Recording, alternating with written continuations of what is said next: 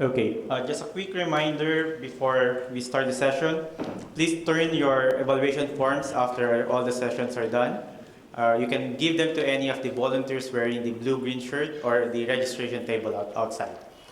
Okay, so this is the last parallel session, and this session is on ICT, Information and Communications Technology. Chairing this session is Andrew Parker, Principal Social Sector Economist from ADB. And without any further ado, I give you Andrew to preside over this session. Let's do this. Okay, very good afternoon. We have four extremely distinguished, knowledgeable panelists to share their wisdom and insights with us this afternoon on ICT in the region and perhaps beyond. Let's see. So I'm just going to introduce them very briefly by name. I'm not sure they need much introduction, and then we'll go on with the presentations and have some time for Q&A afterwards. I think there must be a drum somewhere or a sign for it'll be at the front there, okay? So you'll be kept well on track. So very briefly, from from your left to right, we have the Vice Chancellor of the University of the South Pacific here, Rajesh Chandra. We have my director from ADB, Veve, Rhinehart Silas from all the way, I should say, because it's quite a long way, from Palau, and maybe even further, I'm not sure. We have a late substitution. The Vice Minister from Timor-Leste is not able to be with us this afternoon. So we have Abel Perez de Silva stepping in for him, and he'll give his presentation later. So may I call upon Professor Chandra to give us his presentation on the role of ICT in development. Can we give a nice warm welcome? Thank you.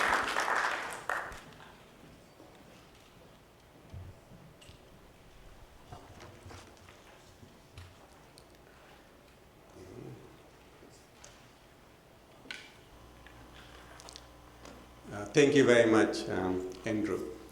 And I just want to make sure that I've got my timer here. Today, I'm actually speaking not as the Vice Chancellor of USP, but as the Chair of the ICT Working Group. And I'll explain more about that. But essentially, this is really work that represents the collective effort of crop agencies as well as some other members. Essentially, if you look at information and communication technologies and you combine that with knowledge, then we realize that our prosperity and our ability to link into the world system with any sense of dignity and our ability to have any kind of competitive edge means that effective, speedy utilization of ICT is crucial. And I would argue that, in fact, ICTs are more important for the Pacific Islands than they are for others, given that we are scattered over larger areas, given that we have very small economies that need to play to the larger demand at the world stage. And so it's not something that the Pacific can feel is left to other areas and eventually will come. Knowledge economy, propelled very significantly by technology improvements, is really what determines the future of countries now. Now, in the Pacific, the reality is that there are some pockets of excellent ICT developments, but the overall development of ICT in the region actually lags behind other regions. This is notwithstanding some recent very promising examples of how quickly the region is lagging behind. And I guess what the main message, or one of the messages that I want to give, is that we are behind The world is moving ahead. Some parts of the Pacific are moving ahead, and we just need to all make sure that we are running faster than most other people. Because if you're behind and you run at the same speed, you're not going to catch up with them. And we need to make sure that we are catching up with them. Now, the leaders recognize the game-changing nature, the transformative nature of ICT in ensuring that the Pacific Islands can promote their prosperity and can cooperate effectively and integrate. So at the last meeting of the forum leaders in Moresby, they adopted ICT as one of the 5 major priorities.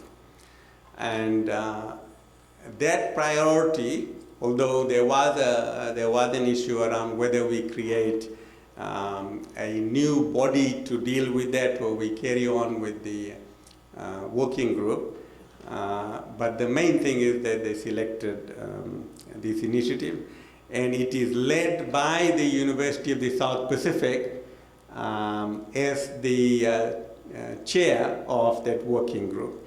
And that reflects within CROP and within the region just the very preeminent demonstrated capacity of ICT in our region.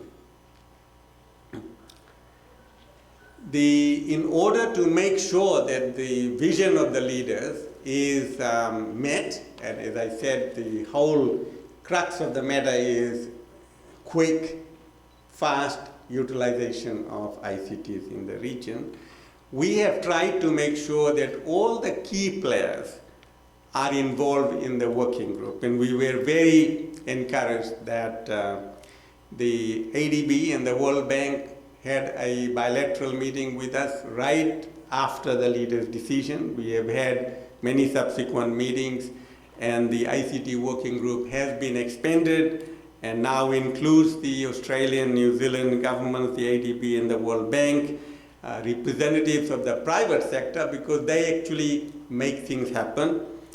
So do financial and development institutions. And member countries, because if we are doing things for the member countries, we need to make sure that those countries have a say. And civil society. So this is as inclusive a group as you can make. And the idea is that we work together to share information, to synergize the efforts that everybody is making, and be the central group that is able to coordinate this for better effectiveness for the region. Now, ICT is a very broad area, and you can do many things, and not all those things will yield the kind of impact that leaders are talking about. So one of the first things that the ICT working group did was to look at the whole ecosystem of ICT in the region, and then look at how do we look at it and how do we organize our responses to those different components. So it adopted this conceptualization of ICT. So when you talk about ICT, you could be talking about connectivity with the ADB and some other speakers will talk about. You're talking about the environment, the institutional arrangements, etc. You're talking about the cybersecurity because you need security to give confidence to people in terms of them engaging. Nobody, for instance, will agree to do online buying if they know their cards are going to be hacked into. So you really need very solid cyber security. Countries need to be protected against attempts by other entities to get into their systems. E-government, e-commerce, e-learning. Then there is a very major component of capacity building. There is no question about the fact that the success of any project, any development enterprise, or the success of rolling out ICT depends on having capable, competent people in the region who can make those things happen. You can get some consultants to help you, but at the end of the day, we need people trained in a regular manner with the international accreditations to make sure that we have capacity in our governments, in the agencies that run the programs, and also, and this is the main point, once you have got your connectivity, that is simply like making a road or creating a bridge. It will not actually yield the benefits until you get to create all the other things that are essential to make it work. You need, as I said, the regulatory framework, the facilitative framework, the right incentives, etc. But you need the content. And that is where the big challenge is, because many people feel, okay, I've got my fiber. If they don't get the institutional framework right, it won't be utilized in the way it can be, should be. If you want to have e-government but don't actually have the content to populate, the processes to be computerized, then you won't have e-government. Same thing applies to e-commerce. It's one thing to provide the infrastructure. The other one is to develop all the platforms which are technical, complex things. We have e-learning. Now, there's nothing that is changing education around the world more than using ICT to take full advantage of the new pedagogies that are available. And again, you will see from the slides later, the Ministries of Education actually have moved quite fast. Of course, we have USP as the leading provider of e-learning in our region. But nonetheless, content creation and integrating that content into the educational system, whether it's USP at the university or high schools or other learning institutions, content creation, marrying it into the education system so that it is an integral part rather than an add-on. That's very important. You have standards and templates. Now, one of the very important things that the region has realized is that we shouldn't reinvent the wheels. There is a very big advantage in common standards. We do want to cooperate, and by agreeing beforehand with some common standards and requirements, we can go very far. So if country A is setting up its payment system using one platform, you don't want country B to be putting another platform and country C to put another platform, so that we can't talk to each other. So one of the main benefits of cooperation in the region is going to be in adoption of common standards and templates, taking more advantage of what is working in one country, rather than trying to get to do different things. And I think in many ways it's going to be in being intelligent to avoid being conned by people who want to sell you their products. And this is where governments need to be smart, and you need independent groups that have nothing to sell as such, but offer really good advice. And then we have disaster management. Is a very major current topic. We need much more developed systems in the Pacific, and ICT group is looking at all of those. It's not trying to do those things, but it is really making people aware that you need to look at the total ecosystem, and it is trying to identify who is doing what and trying to bring them into the umbrella and give them additional voice and support. And of course, e-health. Now, there are very good reasons why e-health is crucial to the Pacific. We are far away from the technically sophisticated health diagnostics and treatment centers, and it is amazing how much money you can save by using e-health not only to get remote capacity to strengthen your own capacities, but also really to have a very systematic approach as to what you can do locally, on your own, or guided by others, and how you can link effectively with other partners. So all of these areas are the ones that are very important. Now connectivity, of course, we started with, and I will not say very much on connectivity because I know that there are other presentations. But I do want to say that there has been a surprising degree of movement on connectivity. Just 2 years ago, one would not have imagined that Kiribati would be considered viable for cable. In fact, people were saying it's not viable. You couldn't have imagined, but now cable will go to Kiribati. People could not have agreed that Cook Islands should have fiber. They had already opted for O3B.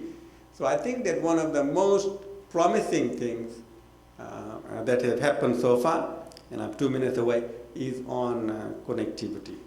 So I'll stop talking, run through this thing. All of that you can watch elsewhere, and all of that you can watch elsewhere. But I will just make a few more comments, and in fact, in that 1 minute, I want to make my concluding remarks. Essentially, these are the things that I've already talked about. So let me conclude by saying that there is no substitute for the rapid development and deployment of ICTs, because without that, we will not be able to provide the prosperity or the security or the satisfaction that our citizens look for. The ICT working group has been strengthened on behalf of the leaders and crop agencies. We need to work together because we know that if we work together and share the information, the end results are much better. We need partnerships. I've said many times before, this century belongs to people who partner with others and who network with others, and there is absolute truth in that for ICT in particular.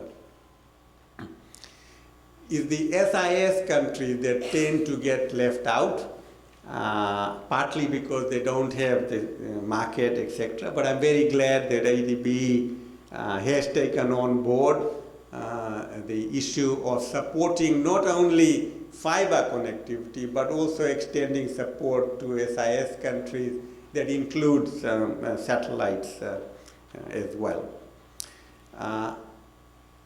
We now need to really look at applications. I think if there is a message that I should leave with you, it is to do with connectivity is already there, it is going to come. Where we are going to be deficient is in the application.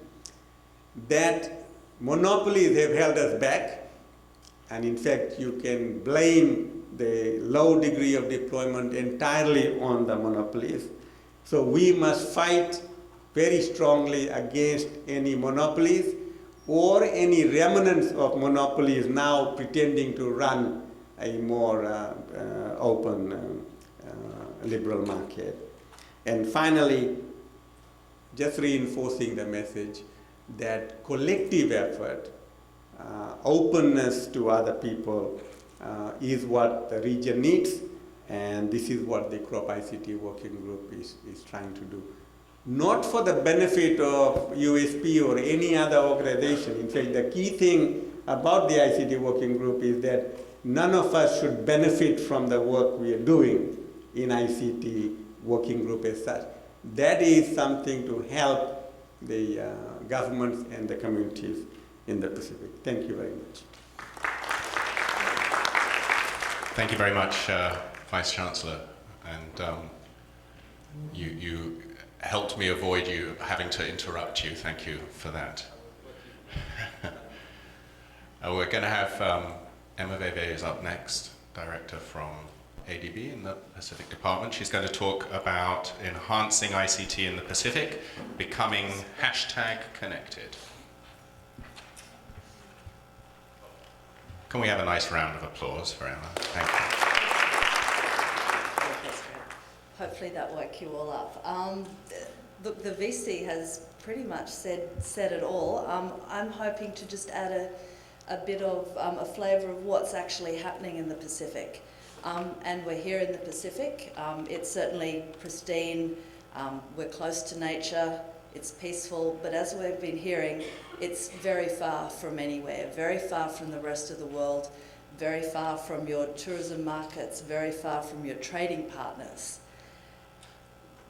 But the world is changing. We've been hearing about the potential for ICT, and the world certainly is changing, and people are asking for connectivity, and indeed the Pacific, as we've heard, has becoming more and more connected, which is a good thing, and the bank is there to help the Pacific become connected.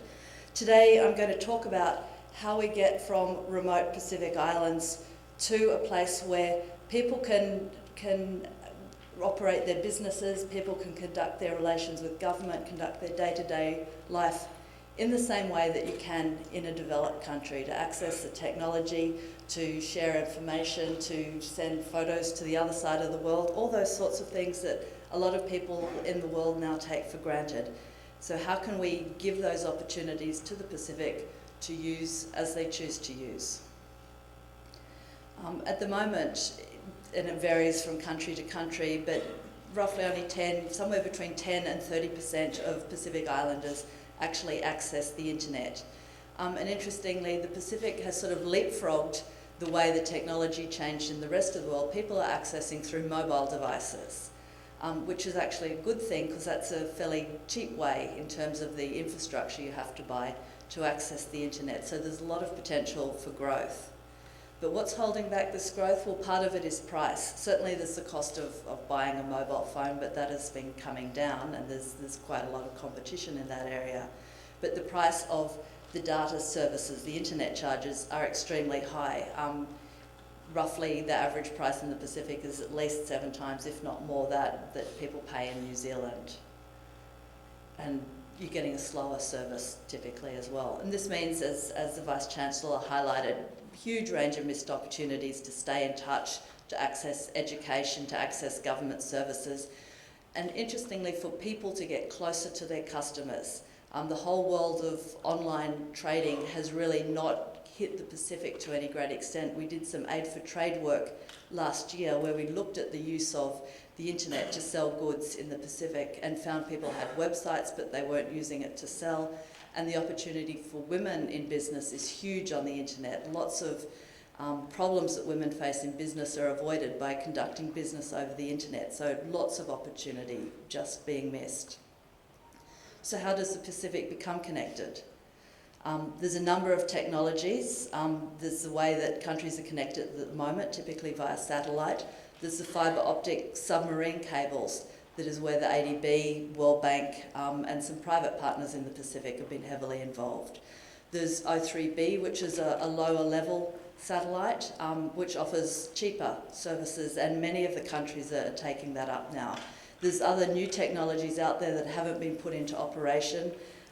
Pacific, OneWeb are just a couple of examples of those technologies, and the technologies are changing quickly. So just some quick facts. About 7 Pacific islands currently have fibre optic cables, some put in by the private sector, like the Fiji Southern Cross cable, some put in by governments, as in the case of Tonga, for example. And that's the difference in the Pacific, that quite often the markets are small and governments do need to be involved. The private sector isn't quite ready to invest in some cables in the Pacific. About 6 Pacific countries of the ADB members are using O3B, and that's particularly important as it also helps to cover many of their outer islands. They can direct the satellites towards them, and it's particularly useful. We understand about 6 Pacific countries have signed up to Pacific, which may become operational next year, possibly the year after. There's lots of talk of new cables crossing the Pacific. Hawaii, the Moana cable have both been announced. That would certainly reduce the costs of building cables to just connect into someone else's cable, and it would transfer a lot of the risk, but we're still waiting for them to really get moving. What we've found is important is not just having the infrastructure, but having the right environment for the infrastructure to work properly. Having an open telecommunications regime so that you have either real competition or regulated market to simulate competition in the smallest countries in terms of access to telecom services. Independent regulation, whether it's of private operators or of government operators, having some regulation of their market behaviour is critical to ensure that the price savings of cables are passed on to the consumers and not pocketed as profit along the way. And the capacity of the regulator. There's no good having an office of the regulator if they have no capacity to do anything and are not backed up legally. These are all critical to making cables work. The governance structure of the entity that manages the cable in the country is also important. In effect, the wholesaler of internet who will sell the services onto the internet providers, the ISPs, the telecoms companies in the country. And some of our projects show these issues in practice. I know Rhinehart will talk more about Palau, but the Tonga cable is one that went live in mid-2013. It connected Tonga Tapu here to the Southern Cross cable that comes into Suva. And it cost just over $30 million to build with funding from ADB and World Bank. It is 100% government owned, and prices have fallen now by up to 60% in Tonga Tapu, and internet access we estimate has more than doubled. But these gains were slow to achieve because the reforms needed in regulation weren't put in place early enough. They weren't put in place till after the cable was in place, and some of the potential gains at the outset were lost. Tonga is also looking at putting in some domestic spur to connect Hapai and Veve. They see benefit in greater domestic connectivity for there. And so the lesson out of Tonga is regulation, and it needs to be there to make sure the costs are passed on to customers, the lower costs are passed on to customers. We have two ongoing cable projects, the Samoa submarine cable, which will connect Samoa through here to Fiji. Those of you who were here yesterday would have heard the Attorney General, Minister of Finance, talk about the potential for Savu to connect into that cable. And that's one of the great things that nearby countries can also connect in. We're looking to have that going by September next year. And it's funded with the World Bank. We've also got the Palau, the Palau Submarine Cable Corporation, which Rhinehart will talk about, so I won't go through all the details of that. But it's a different structure. It's instead of building a cable like the Samoans are, it's building a spur out to a cable that will be put through by private entities. So lots of different ways of doing things. As I said, building their own cable, Tonga, Samoa followed that route. Connecting to a passing cable, Palau and Yap in FSM are doing that. Looking at possibilities for connectivity for neighbouring countries to share costs. Wallis and Fortuna have already signed on to join the Samoa-Fiji cable. Hopefully Fiji will also sign on to that. There's potential there. And of course, including domestic spurs. Samoa has included a spur to Savai'i as part of its base project.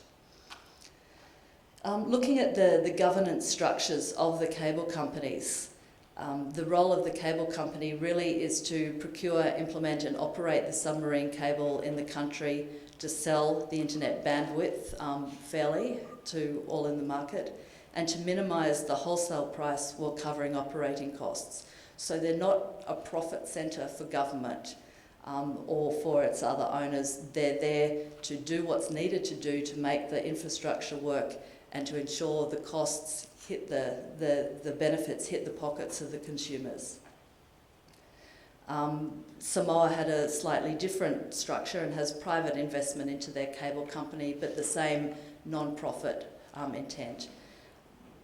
Financing cables is an expensive thing. The Samoa cable, the project estimated cost is $51 million US. Tonga, as I said, just over $30 million, so they're not cheap, but they provide excellent returns. And I think some of the statistics on the uptake of internet bandwidth are quite phenomenal, the rate of uptake and growth in the market once you put a cable in.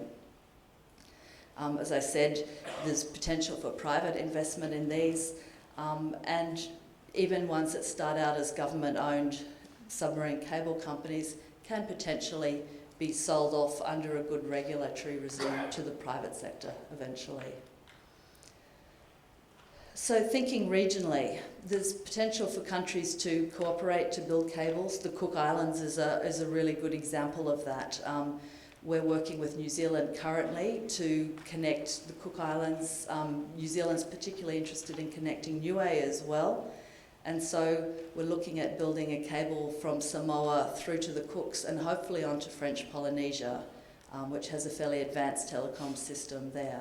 So lots of potential for countries to work together here.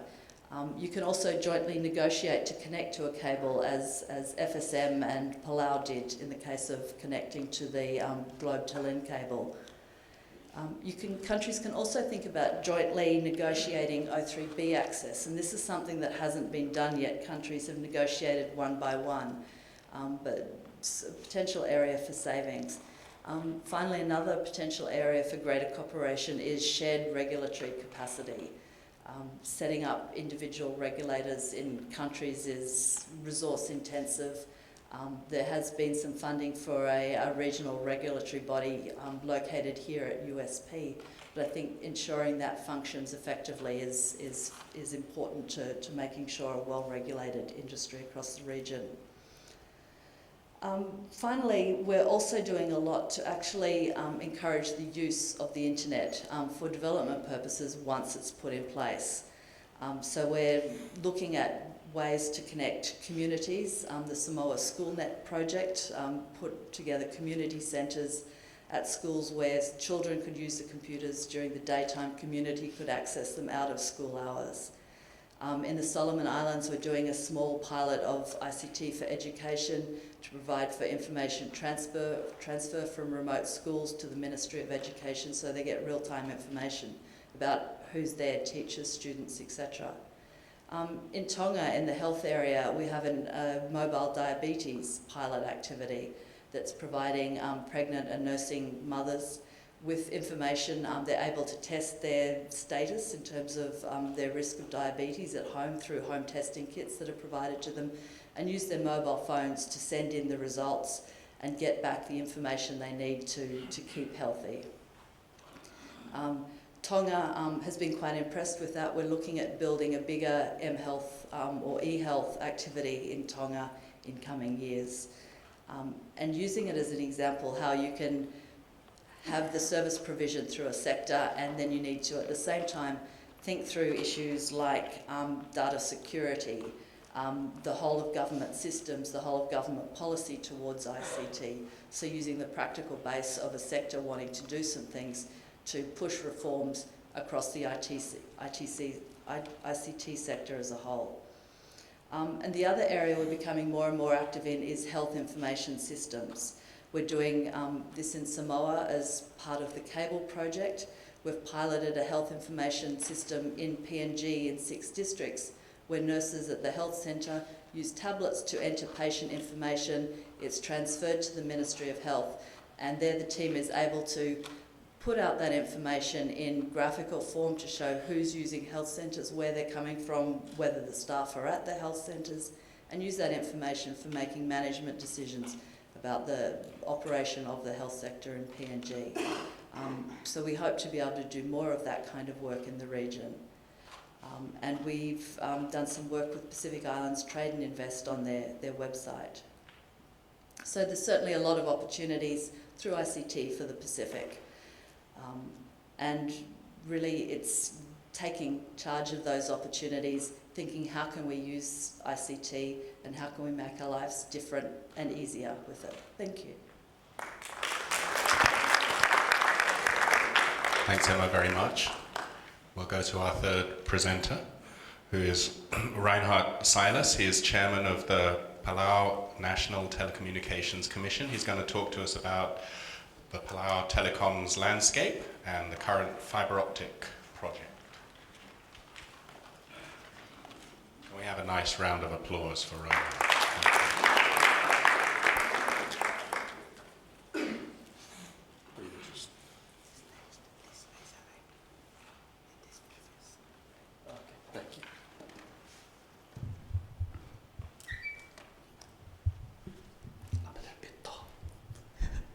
Good afternoon, everyone. As Andrew briefly introduced, my name is Rhinehart. I work for the Palau National Government, but in my side responsibility, I serve as a member of the board of directors overseeing the only national telecom for the island nation. In that, within that capacity, I had also been assigned about 2 years ago to try and work with a group of stakeholders to implement the government's policy that was basically put out to look into reforming the telecom industry in Palau and to find a way that we can get Palau connected to a fiber optic cable. Why was that fiber optic cable made as part of that as an important priority for the government? I'll tell you a brief story. Palau for the last probably 30-some years had been relying on satellite for internet connection. And as probably many of you here in this room may have forgotten because you've been so used to fast internet through fiber optic cable. For us it worked, but we continued to face a lot of the challenges that come with satellite connection. Not just the quality of the bandwidth that we were getting, but the suffering that comes with the high price of using satellite-based internet. I'll just give you a quick example of the prices that we paid up until, fortunately, the beginning of July. Up until last month, or earlier this month, we used to pay, you probably forgot the acronym for internet bandwidth, kbps. You probably deal with GB and all that, but we're still dealing with kbps. Up until the beginning of this month, the telecom company, corporation, used to charge a little over $300 US a month for 128 kbps. And for a 1 gigabyte subscription on DSL a month, I think you can work out the numbers there. Expect to pay over $1,500 US a month. So that shows access and pricing were a challenge for us. So that's why we came up with that policy 2 years ago. Let's do something to try and come up to par with the other our regional neighbors. So that was our project 2.5 years ago. We started with the drafting of a new telecom framework, which we must acknowledge the role of the World Bank in supporting its development, and that will be the first part of my presentation today, just to give you a quick overview of the telecom framework that we look to introducing to the Congress hopefully later this year, if not early next year.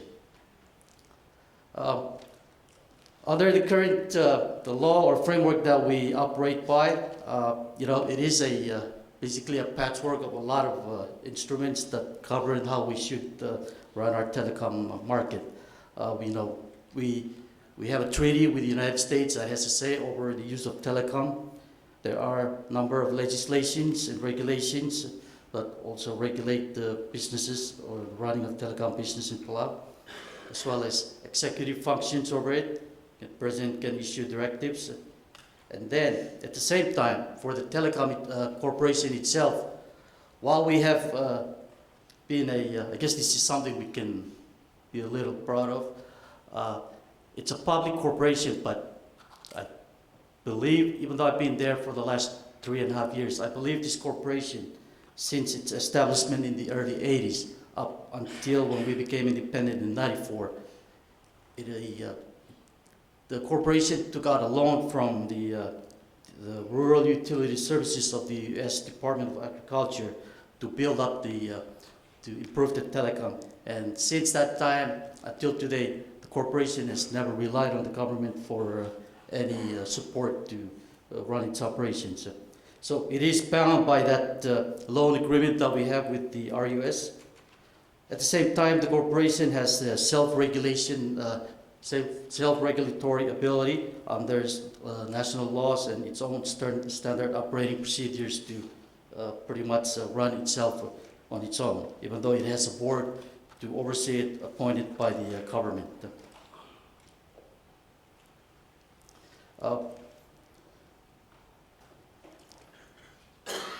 Problem with the current regulatory framework, there's a whole bunch of issues that that are being identified in the framework. But given the time constraint I have, I just want to quickly go through some of them to illustrate the point of why we had embarked to get a new telecom law in place or framework.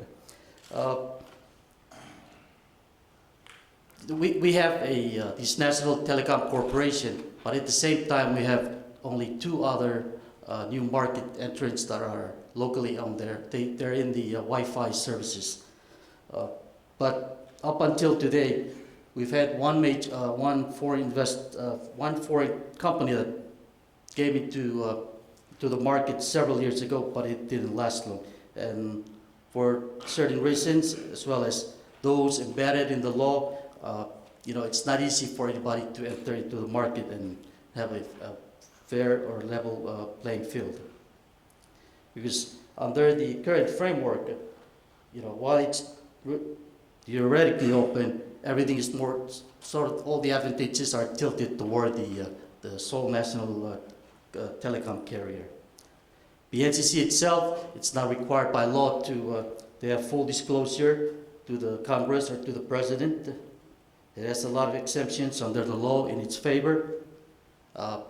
One thing I'll just note it at the end is in terms of interconnection, which is essential for telecom competition, we have the sole authority and discretion to decide on that. There's nothing in the law to allow to impose such a requirement on PNCC.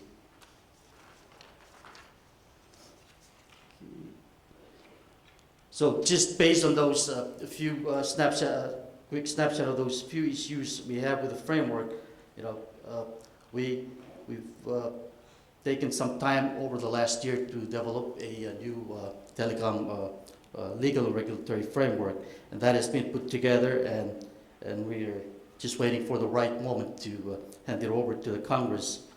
So hopefully, when the submarine cable comes into play next year, everything, all the necessary ingredients to having a well-functioning telecom industry will be in place.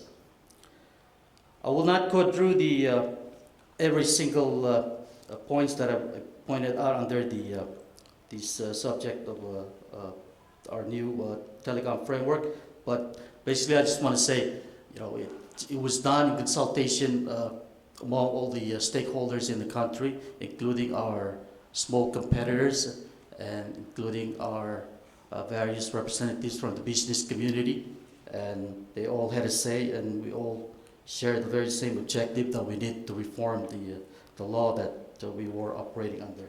We need a new regime to work under if we are to see a better provisioning of telecom services in the years to come.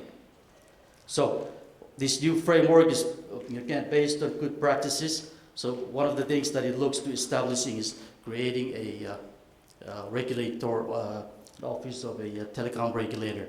That is something we don't have at the moment, not fully. If you look at the the current practices on the ground. Certain government agency has some very little regulatory function, but they're all limited to assignment of radio frequencies. The proposed law also looks into providing access, and of course that will come with shared responsibilities. They want access, they will have to be licensed, and probably will create a universal access fund that everybody will pitch into and help, for example, help address the burden that falls on a corporation like PNCC in providing expensive services to the rural outlying islands. Those are just some of the further description of the proposed law. Let me move into the next part. I want to spend a few minutes to share with you the project that Emma had mentioned earlier. For next year, we look into hooking up with a new submarine cable connection for the island. The cable is intended to be open for all the service providers. It's not just for the national telecom. It will be owned by a separate public corporation that we created by law last year to own and manage the submarine cable. It's already established. They've taken the role of implementing the project to deliver the cable sometimes toward the end of next year. I got a few, been warned I have a few minutes left, so let me just quickly give you some pictures on the how we sort of came about with the selection of the company that will work with to connect our cable. In the process of procuring the cable, for things like that, you get a lot of course, solicited and unsolicited proposals. But having taken a financing from a development bank, from the Asian Development Bank to purchase the cable, there are strict procurement requirements that we had to follow. So we looked at all the options in accordance with their procurement rules, and some of the criteria we used internally, of course in consultation with them, were to look to how they address the needs of Palau and its ability to pay back the loan. One of the things that was very important to us was to look at the capacity offers. One of the options had given us one of the cable proposals had given us an option of initially lighting up to 100 kik in the first year, and with a full capacity of 500 kik. I don't think we'll ever use that in the next 25 to 30 years, as probably just 100 kik would probably be enough for the next 10 years. Obviously, like any other government or responsible entity, we looked at the operating and capital expenditure requirements of owning and maintaining the cable. Using those and other matrix, we of course ended up selecting a company that we thought would best serve that meet our pricing and give us more than what we needed in terms of our investment for the next 15 to or at least 25 years. Just quick map on that. The cable will run through island of Guam to Hawaii to California, and we will be spurring off to that line, and we'll have connection by the end of next year. These are just some of the, again, matrix we used to assess the cable company selection. I'm running out of time, so I will not bore you with details.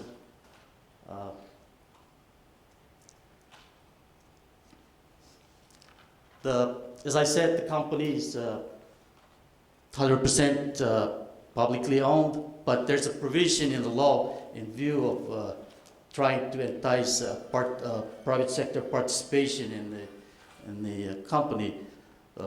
Provision in the law that that provided for the cable corporation mandated that after 10 years we will look into either fully privatizing it or partially privatizing it.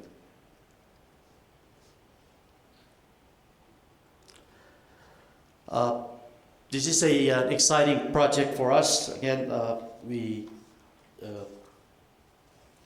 for at least for the last 15 years, we seriously looked into finding a way to get a submarine cable.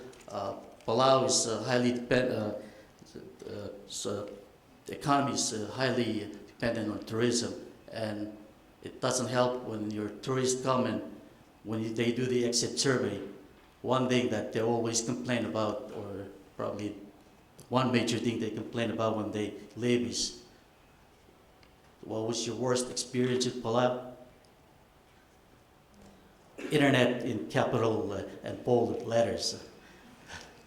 So that's why we had to undertake this project, and we're glad that it didn't take us another 15 years to deliver it, and we look to enjoying the full benefits of fiber optic based internet services, like our neighbors from the FSM and the Marshall Islands, who've had the pleasure of using such quality services for the last decade or so. I wouldn't, probably some of you will be thinking that it kind of doesn't make sense to have another public corporation running when you haven't passed this framework. Again, just as we successfully delivered on getting the political commitment to accept this huge investment to take on this fiber optic project, we are confident that we will get this legislation, the legal and regulatory framework, passed through the Congress, if not later this year, early next year, in time for the commencement of the BSCC, the Cable Corporation's operations. And we look to introducing the legislation to cover all the three public corporations, now 4. So that's another complementary measure to ensure their performance are aligned with best practices. Thank you very much. Thank you, Rhinehart, very much. And we'll move to our fourth and last presenter, who is Abel Pires da Silva. He is a telecommunications advisor in the Office of the Vice Minister for Transport and Telecommunications from Timor-Leste. You're very welcome, and let's give him a nice round of applause.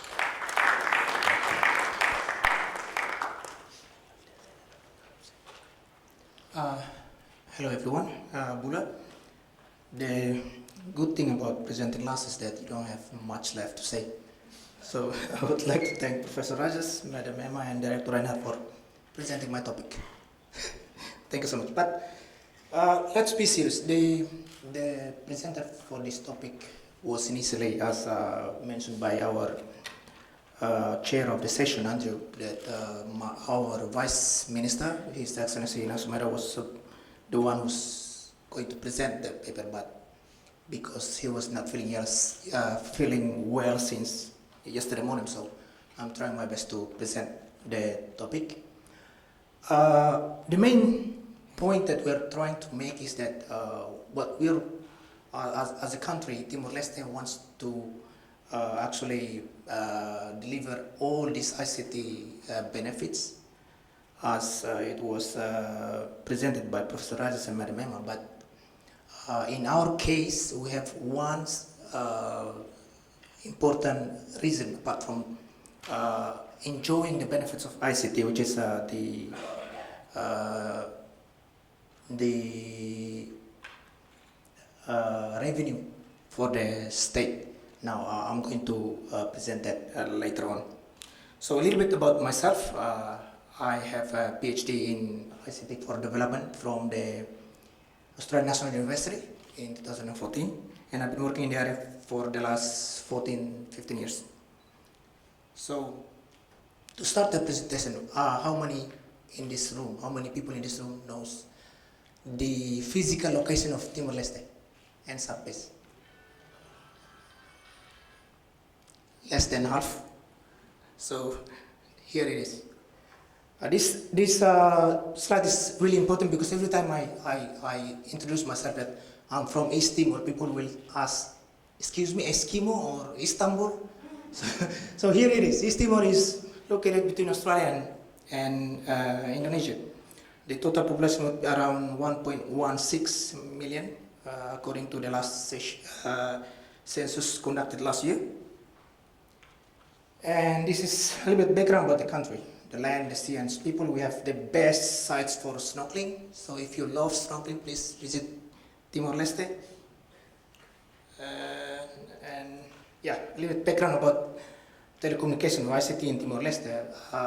The country was restored its independence in 2002, and by 2003 we have started the telecommunication industry with one monopoly regime. It was built, operate, and transfer with the help from the World Bank, I believe. At that time, during the 2003 to 2012, we have single operator.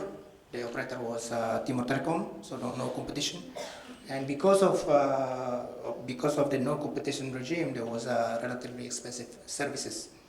And by 2012, we have total cellular phone subscribers around 600,000 subscribers. Annual telco revenue at that time was around $75 million. So it's not really a small market in that sense. But because of the monopoly regime, the government in 2012 believed that they need to make some changes, learning from experience from Palau. I think we are experiencing the same thing with very, expensive services. So in 2012, the government introduced the first reform. So it was introduced using the Decree Law number 15, 2012. So as a result of that, we now have 3 operators. Timor Telecom, initially owned by the Portuguese Telkomsel, which is owned by the Telkomsel in Indonesia, and also the Telecom, owned by Vietnam Telecommunication. Apart from there, as a result of the reform, we experienced increased phone subscribers around 1.3. This is more than the total population itself. So you can see that there are individuals having more than one SIM cards. Subscribers to mobile phone was also increased significantly, up to 128,000 population. So it's quite significant compared to the last monopoly regime. We also now have national fiber optic backbone, which is running around the country. Landline subscribers, unfortunately, it's not still around 3,000, still very low. The total annual telco revenue estimation for last year was about 100 million, so it's increased slightly. However, there was not enough. As a result of the liberalization regime, we are now enjoying a better ICT environment. You can see that the government also trying to implement ICT for development, to support the development process. One very good example that I would like to share here is that transparency portal in the areas of transparency and accountability. So you can see here, you can actually access the government spendings. For instance, these procurement portals. All the government projects are listed in this website. So everyone knows what's going on with the government budget spending. It's coming. Yes, you can just review the current tenders or the awarded tenders. So it's very transparent in a sense that you know where the state budget has been spent. Going back to my presentation.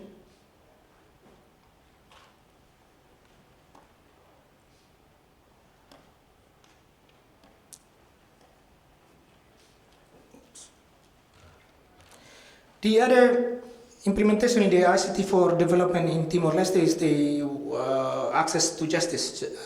We have case management information system. This is a very good example how ICT can actually help the common citizens to access or at least to understand what's going on with the process, with the justice process from the case handled by the police until it was sentenced to and then sent to the prison services. So it's a complete cycle of justice process, and we have that as well. And apart from the government services, we also enjoy the private sector activities. We have now Timor-Leste based software companies as well, and we also have other services like GPS tracking for vehicles and everything. So it's kind of exciting moment at this time, but it's not enough. For one simple reason, Timor-Leste is very heavily dependent on oil. 90% of our budget is from the revenues derived from oil and gas. At the moment, we have $16.58 billion as of March. But the problem with our heavy oil dependent is that because of two double hits. Since last year and the year before, we are experiencing falling oil prices, and as well as we reduce productions. So the money is not really coming in as quickly as it was hoped. So there's urgent needs for non-oil state revenues collection. This is what brings us to this topic of presentations, how we can actually reform telecommunication ICT sector in Timor-Leste to actually help the state to collect non-oil state revenue. Now, at the moment, we are in the process of introducing new legal frameworks, new tax reform law, which is being handled by the Ministry of Finance. So there are possibilities to collect operators revenue tax, fees and charges, for instance, numbering. This is numbers are very, very limited resources, spectrum as well, regulatory domain, .tl, and others. So we are trying to actually introduce these new legal frameworks to start collecting revenues.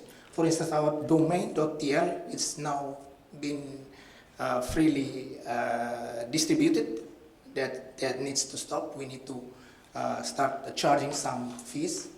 But the trouble with trying to charge is that we don't have legal framework.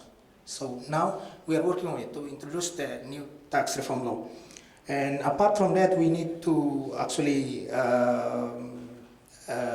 reform our National Communication Authority as well, so that they can actually function as a revenue-based authority. It's no longer an authority for the sake of authority, for the sake of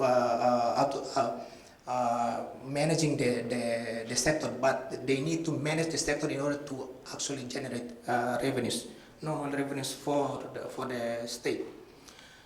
Now, apart from the reforming the legal frameworks, we are also in the process of introducing long distance fiber optic internet gateways. Now, there are three main options. One is to connect our East Timor to Darwin, Australia. The other one is to connect to Indonesia via Kupang. And the other one is to actually run our cable directly from Dili to Singapore. So the cost would be around $100 million to $300 million. I think for this one we need to learn from our from Director Rhinehart to actually share their experience. And if this initiative is successful, immediately according to our estimation, immediately we will be able to actually generate revenues as much as $10 million, and hopefully it will continue to grow in the future.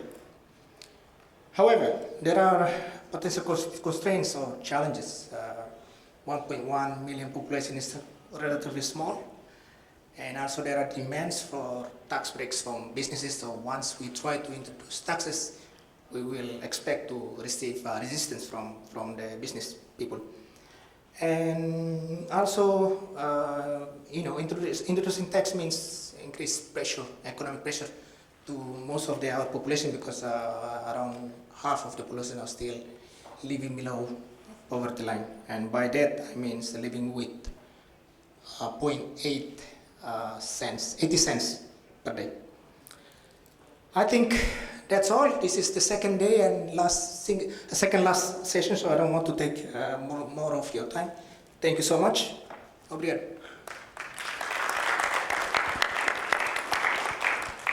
Thanks very much, Abel. We've got some time,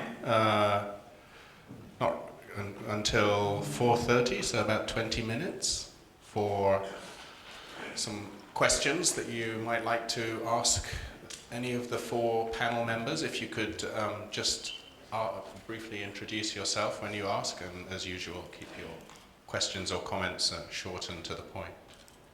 Let's take 2 or 3, so we'll go 1, test 2, and David, did you have your hand up? Yeah? Yes, you did. Okay, let's take those 3 to start with. 1 over there.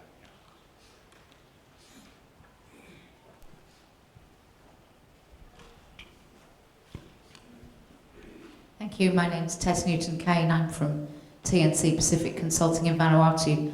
My question is for the Vice-Chancellor and also for Emma, but obviously others may wish to comment. Given what we know about the very patchy success of port service delivery in the Pacific Islands region, I'd be keen to know why you think, or what makes ICT different that makes it more likely to succeed at the regional level, and particularly in terms of regional regulation, because I'd be keen to know what the model for that would be and where you see the likelihood of success rather than lack of success. Thank you.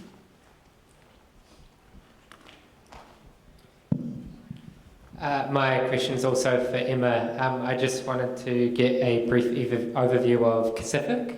I'm unclear what that is, and so it'll be good. I'm sure I'm not the only one.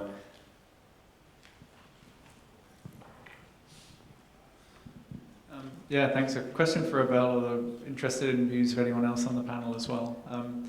Obviously, small markets who have liberalisation also introduces regulatory challenges around how to ensure a level playing field and encourage competition, even given a relatively small number of market participants. What lessons do you think do you take from the experience in Timor or other countries around how to use competition to drive further reductions in prices? Good set of questions. VC, would you like to kick us off? Yeah. Thank you very much. I think the optimism about Pacific succeeding in managing a more rapid deployment of ICT comes from the fact that some countries have done extremely well.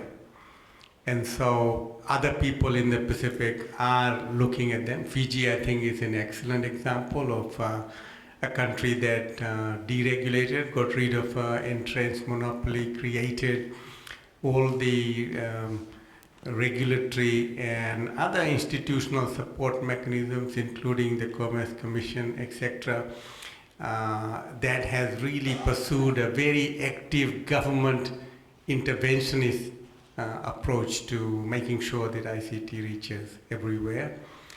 We have a successful example in Tonga, where, as you see, the prices have fallen. I think because the citizens are now so connected with everybody else, the community is going to put more pressure on governments and companies simply because they can see what is being offered elsewhere.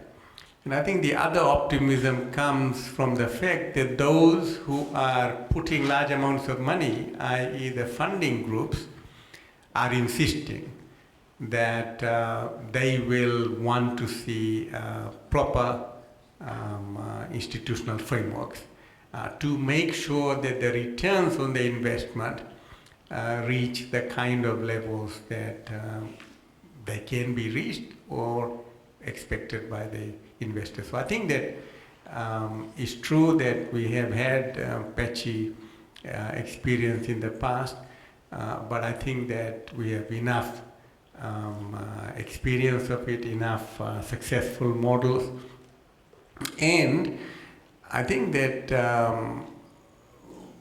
there is evidence to disprove what a lot of monopolies say it cannot be done, because it has been done in a moderately large market like Fiji. It's been done in a much smaller market in Tonga. It's been done in Timor-Leste. So I think that those are the ways in which I think we can be more optimistic. Thank you. I would just add to that, the infrastructure is actually really robust. Once you put in a submarine cable, it's there on the sea floor. You can, when you buy it, you buy in maintenance contracts as well. So the issues that you find in roads, water systems, of them falling apart if they're not looked after properly, are not such the case with submarine cables. In fact, they pull them up off the seabed at the end of their economic life, refurbish them with new repeaters and reuse them. You know, there can be 80 plus years of life in these things, technically speaking. So I think that sort of takes one set of problems away from the Pacific, that where the operation maintenance is not going to be such an issue. And I think the potential for private sector involvement in the service provision, they're active, you know, we've seen competitive mobile phone markets, we see cheaper tablets that people are using, competing ISP providers. So the reach of the service is also to some extent taken out of government hands, and it's really just the on-selling of the cable, which is of the internet access. So it's quite a different process than the usual service provision that we've seen in the Pacific in the past. So I think we're hopeful about its sustainability. In terms of regional regulation, I think each country will still need to have its regulations in place. It will have a regulator there in country, but there's potential for the very specialised services that might be needed in particular instances to be brought in from, you know, a pool of recognised experts across a range of areas, and they might then work in multiple countries, so they develop a greater understanding of the Pacific environment. I think there's potential to do things that kind of way, but certainly probably not having, you know, one agreed regulatory procedure. You would still differentiate that country by country, although they would be somewhat similar. In terms of explaining Pacific, I put my hand up. I'm an economist. I'm not a technical person. I understand it's an offering from a private company that is useful for serving remote communities, outer islands, and it uses some kind of either shortwave, microwave sort of system to bounce the internet service on, and requires sort of a suitcase-sized piece of infrastructure to do it that's relatively cheap, but then you have to have a number of them because the reach of it is not so far. You basically need sort of just a bit more than a line of sight to use it. So it's a sort of a lower level that will help to bring in more people to internet coverage.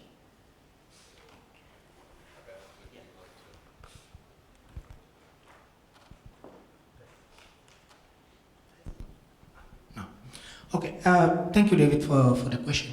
I think there is one important lesson from Timor-Leste's experiences. Timor-Leste's experience in liberalizing the sector is that they made a very good decisions by avoiding duopoly.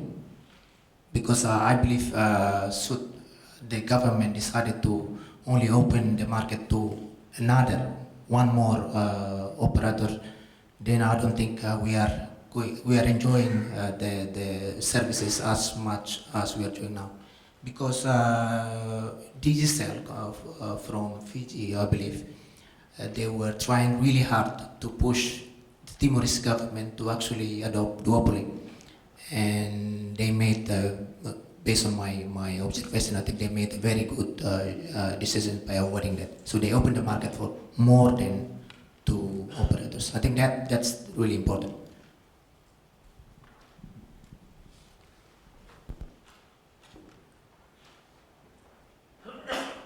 Thanks. I think we've got time for a few more questions. One here and one at the front. One more. And one at the back. Hi, my name's Paula Norris. I'm a development practitioner working in Papua New Guinea. I was involved in a project in 2014 funded by the European Union to set up the PNG ICT cluster. And I'm just wondering, Emma and Professor Chandra, are you aware of that, or are you in touch with them? And if not, maybe I can join some dots for you there.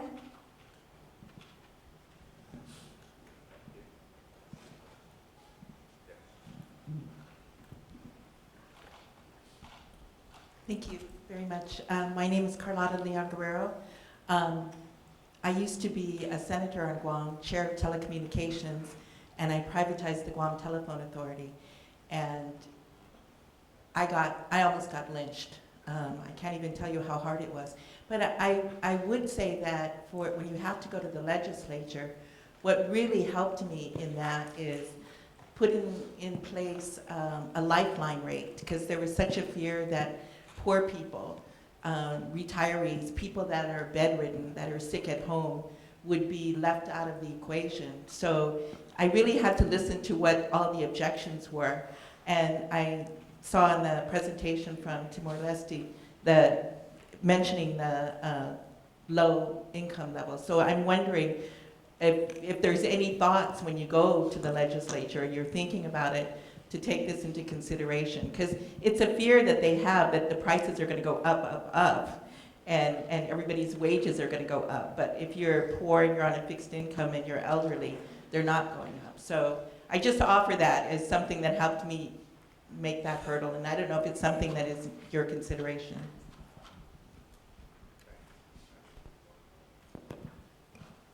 Thank you. Good afternoon. Lisa Verity from the Pacific Disability Forum, and I'd like to ask the questions.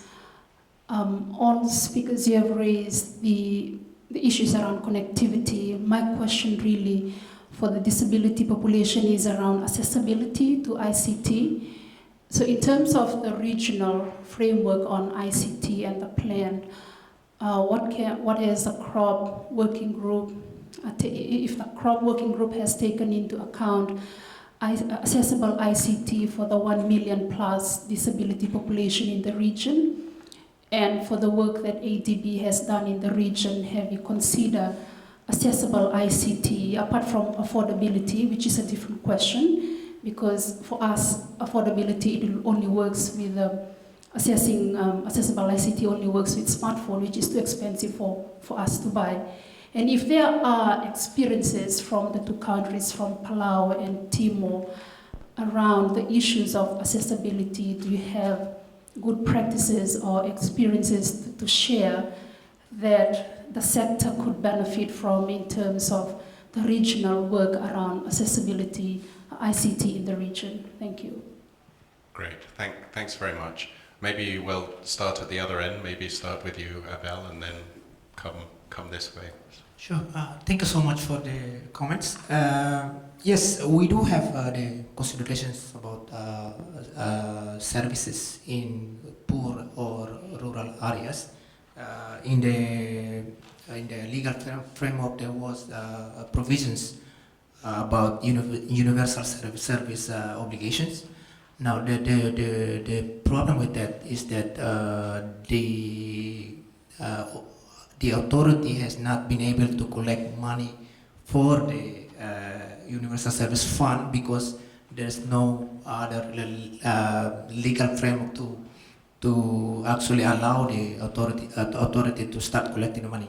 Now, in Timor-Leste's constitutions, there was a article number 144 only allows law to allow government institutions to collect revenues, and the creation of the authority was used by using a decree law, which is passed by the government, not the parliament. So we are in this process of resolving these legal difficulties. I think same with the access, the issue of accessing ICT in poor areas as well. We are working on it. I think the next step would be to introduce a law passed by Parliament to allow our authority to start collecting revenue, and part of the revenue will be used for universal service fund that actually will be used to fund the accessibility for the poor areas.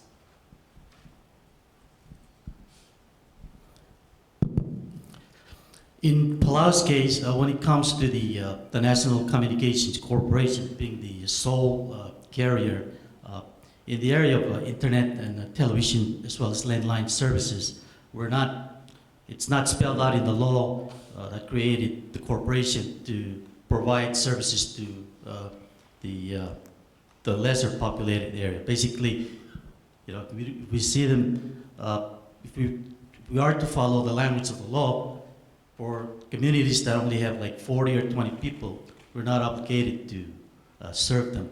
But we, however, rely on the covenant that we have with the lending institution from the U.S. Agricultural Department to provide for universal services. So there are areas that we're not making money from serving them, but we continue to do the best we can to provide internet, television, and cellular services. And how do we cover those costs? As I said in my presentation, we don't get subsidy from the government. What we do is we cross-subsidize for areas that are like cellular services that are becoming more good in revenue generation. We take some of those profits to cover the cost of those. In terms of access, we're fortunate to be a small island, so we're not a bit collected together, not like our other neighbors where there are hundreds of islands that are inhabited, and it's a challenge for them to reach out to them.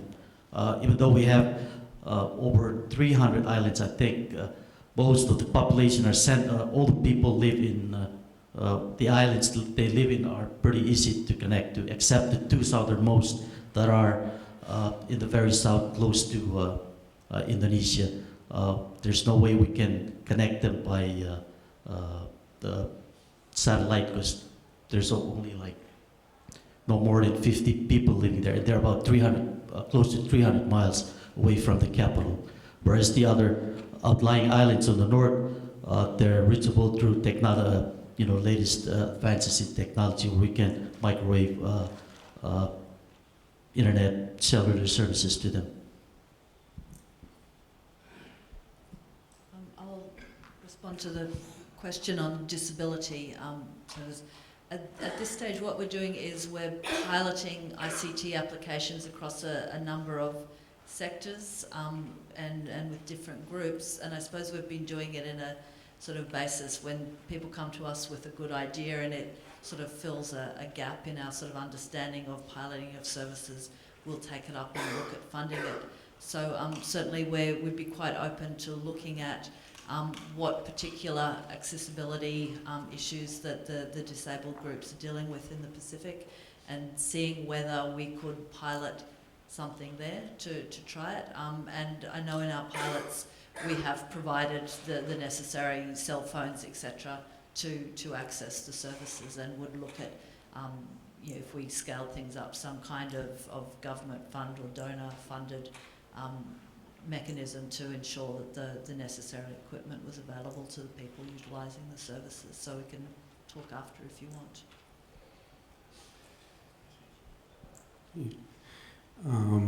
On the PNG initiative, no, I'm not aware of it, so obviously we'd welcome any information on it, because we do want, as I explained, to know roughly what is happening in all the foreign countries.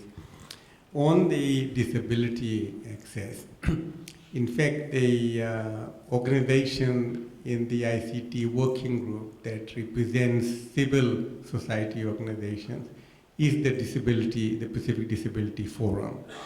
So you can be sure that that view and those needs are being quite strongly fed into the work of the ICT working group. It has been formally recognized in the terms of reference of the ICT working group and the ICT plan for the region. So that is certainly being recognized. It's also, just the awareness of the importance of inclusion is making sure that other people are also taking that into account. Thank you. I think we have to wrap it up there. I'm sure you can catch our panelists after. We have the last session just coming up. So let me thank all four panelists for a very interesting and informative, engaging session. And can we have a nice round of applause to wrap things up?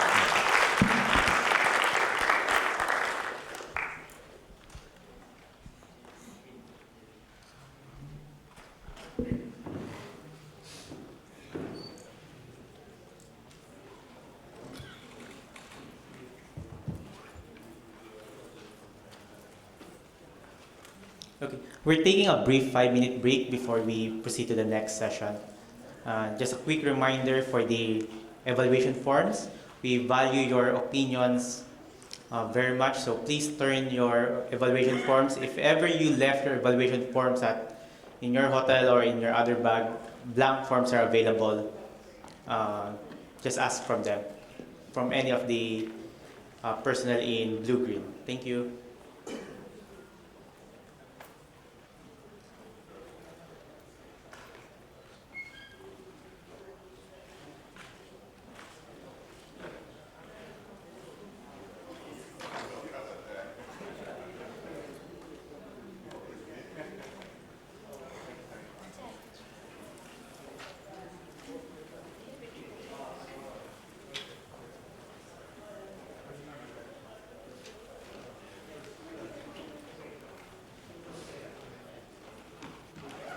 This.